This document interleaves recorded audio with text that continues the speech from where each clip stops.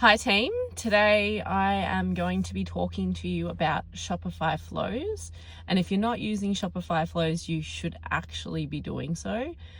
The reason why we use Shopify flows is a variety of different things. It's to help automate the things that happen in your store. So it's that old principle of if this, then that will happen or trigger as a result of something.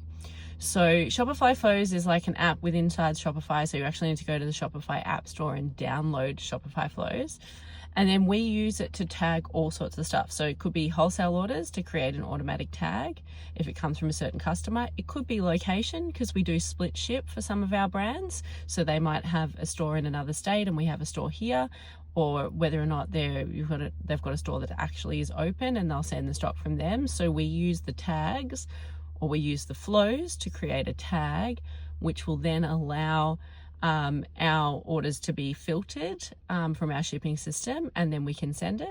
The other thing we use Shopify flows for is for wholesale orders. So if an order comes in tagged wholesale, which I would have already created a flow to tag it as wholesale, it will then automatically send us an email to notify that the order isn't being unpaid and is in, awaiting payment, which is another thing that some of our orders will sit in. And then we can actually push that through into awaiting shipment for us and send the order. But that's client based, depends on the clients. We don't always send orders that are unpaid.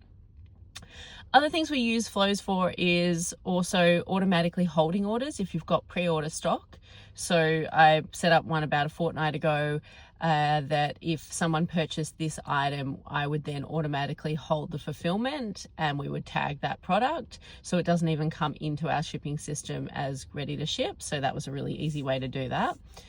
The other thing I might use flows for is automatic refunding of fraud orders. So I don't know if you've noticed lately, but there's been a huge increase in fraud orders on the Shopify platform.